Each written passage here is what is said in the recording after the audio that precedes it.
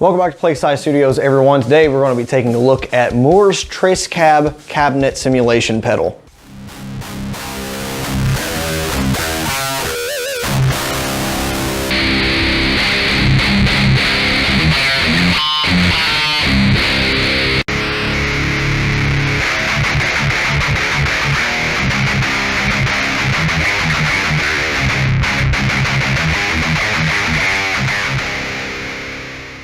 So for those among you who've been around the channel a time or two have probably seen the videos revolving around these two guys, which is a Mooer micro preamp pedal and a Mooer Baby Bomb 30 power amp pedal, and I was pretty impressed with these two.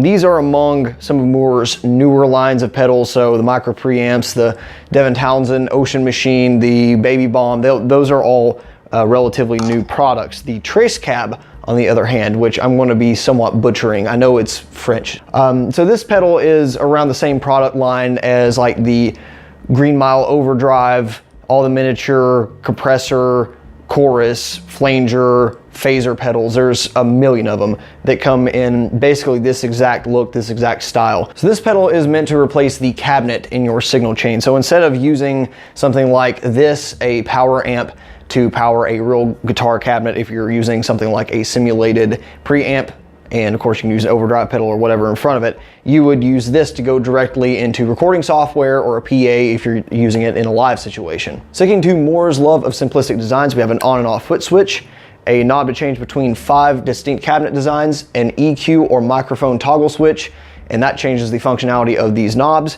And it's all powered by a single 9-volt power supply. There's technically infinite combinations between the 5 cabinet types and the position of the EQ or mic knobs, but really there's 10 distinct modes. You have either EQ or microphone mode with 5 different cabinets to play with. Among the cabinet list, you have the sonic profiles of a 1x8 combo cab, a 1x10 combo, a 1x12 open back cabinet, a 2x12 open back cabinet, and of course a 4x12 closed back cabinet. You're probably not very surprised. I find the 12-inch speaker models to be most satisfying to listen to, as it favors higher gain tones, and I just like 12-inch speakers for guitar. That's what a guitar tone is to me. Before going on to the other functionality of this pedal, I think it's worth pointing out this is not an impulse response pedal. So this isn't something like 2 Notes Torpedo Live where you plug in the impulse response of a real cabinet and it really does sound like that cabinet and microphone combination. This is really a sophisticated EQ pedal like you would get in a direct line out of a combo amplifier or something like this. Does that make it bad? No. Does that make it as usable and realistic sounding as an impulse response generator or convolver? Absolutely not.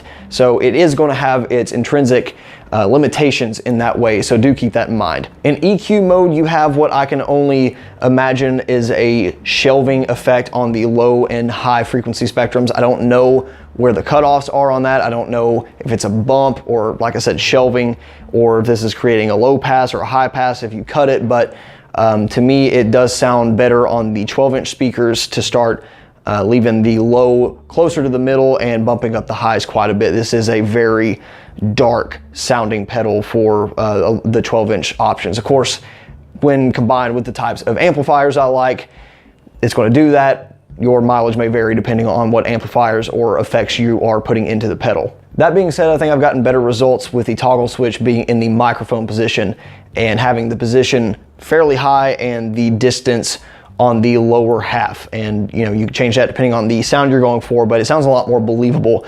And I'm not sure what they're doing to the EQ spectrum on that. I don't know if they just have a couple snapshots of what it would look like based on placing an SM57 somewhere on the speaker cone, but whatever they're doing, it's a bit more sophisticated in the manipulation of the frequency spectrum compared to what just the base EQ functionality does. And I think you're going to get a lot better results.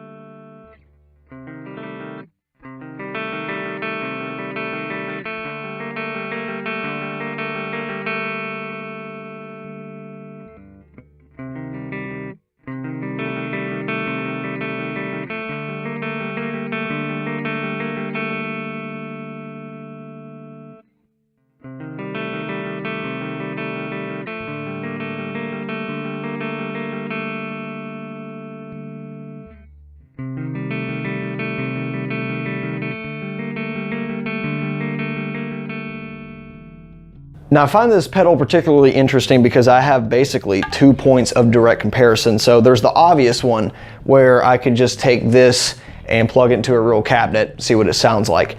This one you've heard if you wanted to, check that out. I already have a video of this, but what was a little bit less stated in the review for this particular pedal was the built-in cabinet simulation.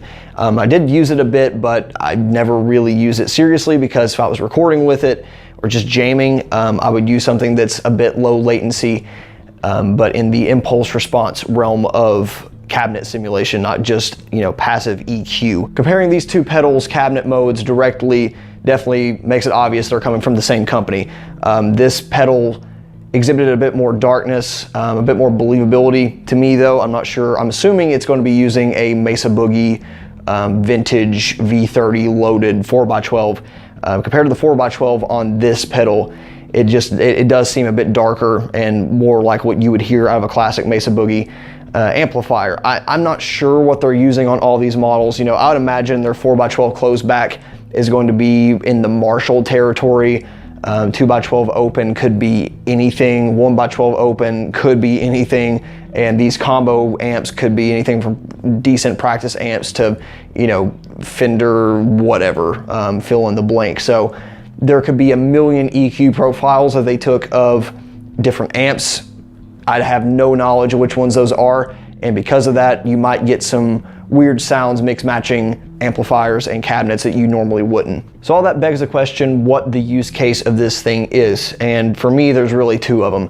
So there's live application or practice, whatever you have, and that would be if you have something that's already simulating a preamp or a real preamp like the line out of a combo amplifier, and you want to get a direct sound, then you really have one option only, and that is to go through a cabinet simulation of some sort, to go through the front of house or whatever PA system that you're using. And this is a really quick and easy way to do it. It's obviously the same size as the other micro pedals. It would fit just fine on any pedal board, and it's simple. And with the flip of a switch, you could change between different cabinets on the fly for different songs, so that's very handy. The other real use case for me is silent practicing or recording, where you'd be plugging directly into your computer's audio interface and you don't want to disturb anyone else.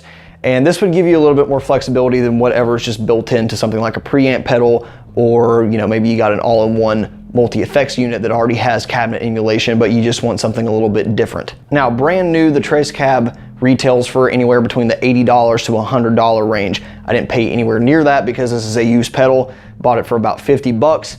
And I think that's where its sweet spot value lies for me. When you can pay $100 for a pedal that really accurately models the preamp section of famous amplifiers, I don't think you can get by with selling a complicated EQ pedal for the same price. That's just my opinion. Of course, when these things first launched, yeah, different generation of tech, I kind of understand it.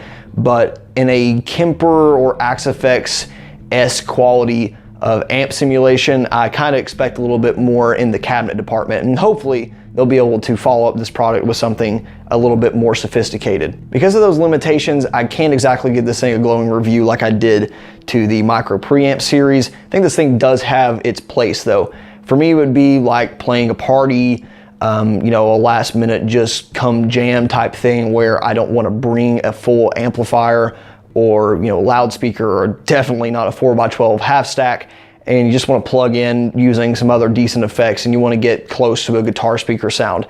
75%, 85% of the general population will probably think this sounds exactly the same as your lovely Axe-FX setup. There will be some people who probably say, oh, that guitar sound really pops versus something like this. But just for a general practice or to record an idea and get a guitar speaker-esque tone, yeah, it does the job. And because of that, I'd give it, 65 out of 100-esque rating. It's a fine product. It's not amazing. It's not jaw on the floor type like this thing is, in my opinion. But hopefully, like I said, with a new round of products, we could be seeing something in the cabinet emulation line that is something more like this. So Mooer, if you're listening to this one as well, I have a couple of wishes. So please get me a Randall Satan and dual rectifier micro preamp pedal, and please come out with something in a micro series that you can load your own impulse responses on. That would be freaking amazing.